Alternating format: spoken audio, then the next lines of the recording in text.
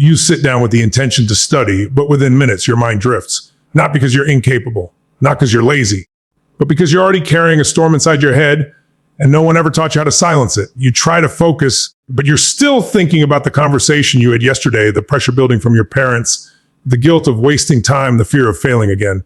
Your brain feels heavy, like it's buffering, stuck between what you want to do and everything you're trying to ignore.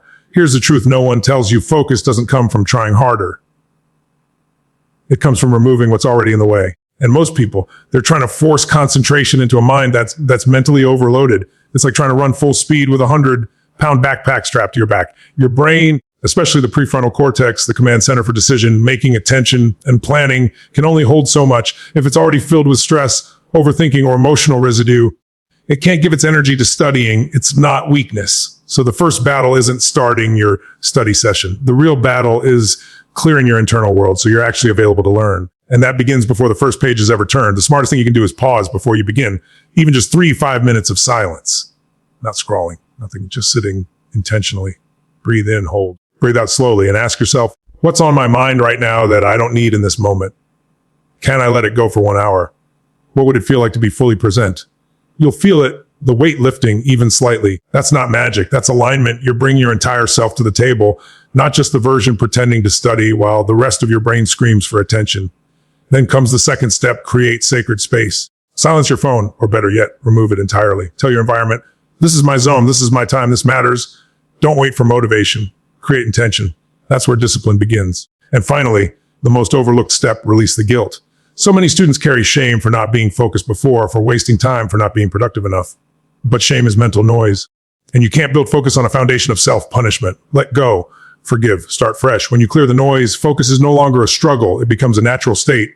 Your energy goes exactly where it's supposed to, into learning, understanding, growing, and from there, studying becomes something deeper. Not just a task, but a transformation. So the next time you sit down to study, don't ask, how do I stay focused? Ask, what can I clear? So that focus is space to show up, because you were never broken. You were just trying to work in a mind that never had room to breathe. Most students ask the wrong question when they sit down to study. They ask, what do I need to memorize? Or how can I stay focused? But the real question, the one that actually drives focus is deeper. Why am I doing this in the first place? Because the human brain doesn't cling to meaningless information for long. It resists, it rebels, it zones out. And it should, because your mind is wired to conserve energy. And it only invests that energy when it senses something matters deeply to you. Not intellectually, but emotionally. If you're studying just because your teacher told you to, if you're revising only to avoid shame or pass an exam, then don't be surprised when your mind wanders. There's no emotional root, no meaning, no purpose, just pressure. And pressure without purpose always breaks. But something powerful happens the moment you connect what you're learning to your identity, to your future, to your mission. Suddenly, the content becomes fuel, the page becomes alive, the subject becomes personal, and that's when focus becomes effortless. You need to anchor your study session to something bigger than grades. Ask yourself, what kind of life am I trying to build? How does mastering this subject move me forward? What will happen if I don't grow through this right now? You see, when you don't attach a deeper why to your effort, your brain treats studying like background noise, something optional, forgettable, unnecessary. But when you do, everything changes. You're not just reading a paragraph anymore. You're sharpening your mind for battle. You're training your attention for your future. You're preparing your body to hold the weight of success. Even something as simple as a math formula or a history date becomes meaningful, because now it's tied to the version of you you're becoming. You've got to stop treating focus like a technical skill and start treating it like a spiritual alignment. Focus isn't just the absence of distraction. It's the presence of purpose. The students who rise aren't the ones who always feel motivated. They're the ones who've decided why they're doing it even when they don't. They understand something most people miss. Discipline doesn't come from willpower. It comes from emotional clarity. When your why is weak, every distraction becomes an escape. But when your why is powerful, distractions become irrelevant. So here's a practical tool. Before you study, write your reason at the top of the page. One line, one sentence, something real. I'm doing this because I refuse to live small. I'm studying because my future kids deserve a strong leader. I'm focused because my dreams don't come cheap. Read that sentence out loud. Feel it. Let your nervous system know this matters. Because if you don't train your brain to connect action with purpose, you'll waste years running in circles, busy, but never becoming. You don't need more time. You need more intention. You don't need better tools. You need a stronger why. So the next time you feel your focus slipping, don't reach for caffeine. Reach for clarity. Remind yourself why you started and watch how your brain begins to obey your vision. That's not motivation. That's ownership. You can have the strongest intention, the clearest purpose, and the deepest emotional drive. But if your environment is chaotic, your focus won't survive because your environment isn't neutral. It's either empowering your discipline or draining it in real time. And here's what most people miss. You don't rise to the level of your goals. You fall to the level of your surroundings. You may want to study like a warrior, but if your phone's buzzing, your room's cluttered, the TV's on in the background, and social media is 2 taps away, your brain is in survival mode, not study mode.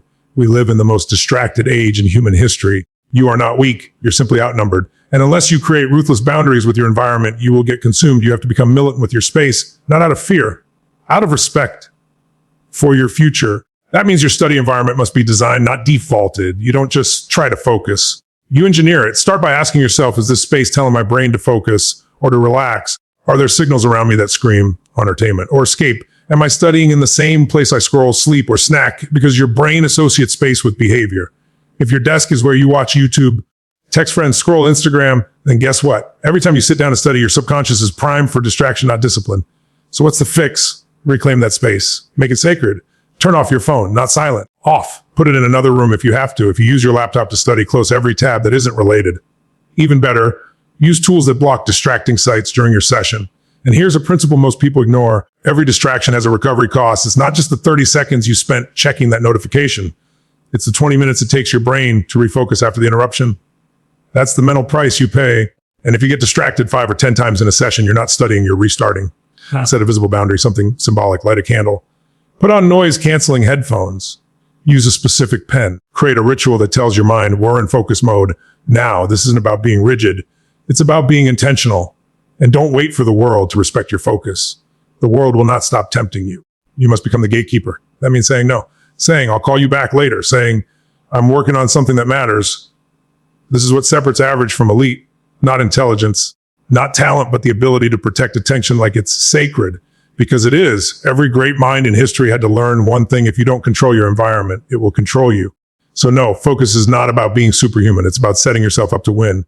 And that starts with creating a space where distractions are not welcome, where your goals are louder than your notifications, where your actions are aligned with your ambition. Your environment is either pulling you toward your future or pushing you back into your patterns. The choice isn't random. It's yours. Design it, guard it, own it. Because your focus depends on it. Let's cut through the noisy. Your brain doesn't struggle with focus because it's weak. It struggles because no one ever taught you how to use time like a scalpel instead of a sledgehammer. Most students sit down to study with vague intentions. I'll just study for a few hours. And what happens? They burn out, get bored, check their phone, lose rhythm, and eventually spiral into guilt. Not because they lack discipline, but because they lack structure. The human brain isn't built to focus endlessly. It works best in bursts, short, intentional intervals where attention is fully committed, followed by brief rest. This is neuroscience, not opinion. When you try to push your brain into 3 or 4 hours of straight study without breaks, it resists because focus is a muscle. And like any muscle, it needs proper repetition, not force. This is where time boxing becomes a game changer. Time boxing is simple but powerful. You set a fixed, clearly defined period to focus, not vague, not open-ended, something concrete like for the next 25 minutes, I will study this topic and do nothing else. That's it. And during those 25 minutes, you go all in, no multitasking, no just checking your phone, no background music with lyrics that hijack your attention. You make a contract with your mind and you honor it. Then when the timer goes off, you stop, not because you're tired, but because you're training your brain to understand a rhythm, effort, rest, repeat. The brain loves this cycle. It rewards it. You start building what most people never experience, cognitive momentum. It's when your focus starts to sharpen with each round. Your brain adapts to the flow. You crave that clarity. You enter what psychologists call a state of flow, where learning becomes immersive. And here's the deeper layer. When you train your brain in short sprints, you build trust with yourself. You're no longer waiting for motivation to show up. You've created a system, and systems beat motivation every time. The mistake most people make is thinking focus is about willpower. It's not. It's about structure. It's about creating containers for your energy so it doesn't leak. Even elite performers, athletes, Navy SEALs, they don't perform endlessly. They train in bursts because they know that peak performance is about rhythm, not resistance. So start with 25 minutes, then rest for 5, do 2 rounds, then take a longer break, reward yourself, move your body, hydrate, then go again. It's not about volume. It's about precision. Focused energy beats scattered hours every single time. And the more you repeat the cycle, the more your brain adapts. You'll notice something strange. Distractions start to fade. Your tolerance for deep focus increases. You start craving the zone. You begin to feel powerful, capable, clear, because you're not just studying anymore. You're learning how to command your own attention. You don't need longer hours. You need tighter focus. Use time as a tool, not a trap, and watch how fast your mind learns to obey your direction. Here's a truth no one tells you. Focus isn't just mental. It's physical. Most people approach studying as if their mind is floating in space, disconnected from the body. They assume that discipline, attention, and willpower are purely psychological.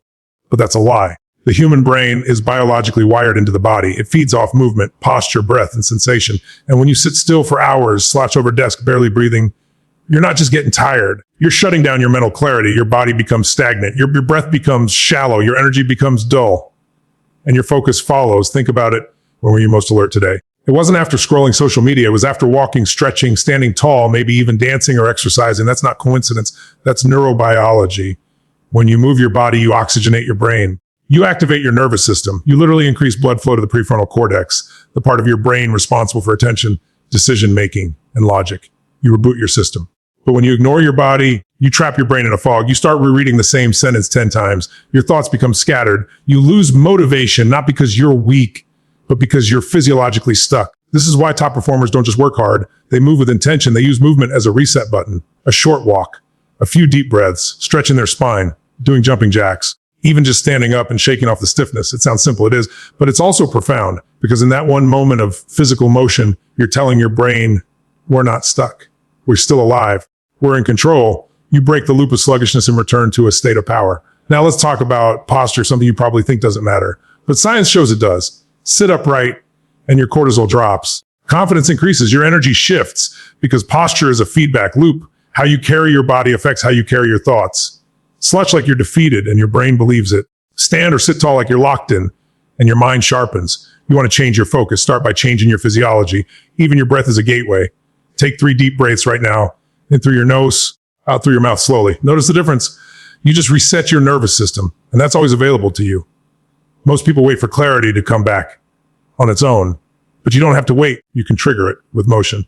And when you pair this with time, box study in a distraction-free environment, something powerful happens. You build a cycle. Study, go move, refocus, you repeat. And each cycle makes your focus stronger. You stop being a passive victim of low energy, and you become an active director of your state. That's what real discipline looks like. Mental clarity is not an accident. It's a choice. And sometimes the fastest way to reset your mind is to move your body. Most people don't have a focus problem. They have a meaning problem. They sit down to study a textbook, prepare for an exam, but there's no emotional weight behind it. There's no personal connection. And so the mind drifts again, because here's the raw truth. Your brain doesn't care about tasks. It cares about meaning. If the task has no emotional resonance, your subconscious writes it off as irrelevant. That's how the mind works. It's not lazy. It's selective. Focus is a byproduct of importance. When something matters deeply, your mind engages. Your body aligns, your emotions participate. But when something feels like a meaningless chore, good luck staying focused. So how do you flip the switch? You have to attach your study goals to something bigger than yourself. You need a reason that lives deeper than deadlines or grades. Something personal, emotional. Re-ask yourself, why does this subject matter? What future will open up if I master it? Who will benefit? Not just me, but the people I love. And just as important, what does failure cost? Don't stop at shallow answers. Dig. If you say, I want good grades, ask why. If the answer is, so I can get a good job, ask why does that matter? Keep drilling until you hit a nerve. Because that's the truth you've been avoiding, the one that lights a fire. Maybe it's because you want to prove something to yourself. Maybe it's because you saw your parents struggle and you promised yourself you'd give them a better life. Maybe it's because you want to serve. Lead. Build something bigger than just you. When your study sessions are tied to a mission, your brain rewires. You don't have to force focus. You generate it. Because now every page, every sentence, every hour becomes part of something meaningful. Now, you're not just preparing for a test, you're preparing for your life. And here's something deeper most people never consider. The act of studying is an act of honoring your future self. When you study with intention, you're saying, I respect the person I'm becoming. I believe in their worth. That's powerful. It means you're not just learning facts, you're shaping identity. That's why people who lack purpose procrastinate. Because when you remove purpose, time becomes meaningless. And when time is meaningless, motivation dies. So whatever you're studying, math, history, and law, connected to impact. So see yourself 5 years from now walking into a room with confidence, not because of a degree, but because you earned that knowledge with sweat and focus. See your family looking at you with pride. See your younger self smiling, finally feeling safe. That's what focus feeds on. Emotionally charged vision. Don't study just to pass. Study to build a future you can be proud of. Because the moment you tie your goals to meaning is the moment your focus becomes unstoppable. Now, focus isn't just about willpower. It's about systems, structure, movement, meaning it's about learning how to work with your brain, not against it. Because once you understand how to control your time, Direct your attention and tie your goals to something deeper. You stop surviving study sessions and start dominating them. So don't wait for motivation to show up. Create your own momentum. Build your rituals.